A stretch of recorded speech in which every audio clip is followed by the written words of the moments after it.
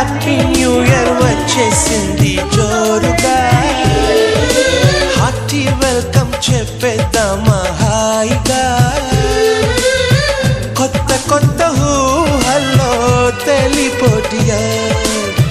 మనసులోని ఆశల్ని పంచుకో బ్రదర్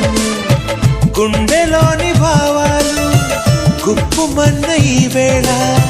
కదిలల్లే కాలపు కన్నెకి టాటా చెప్పుదామా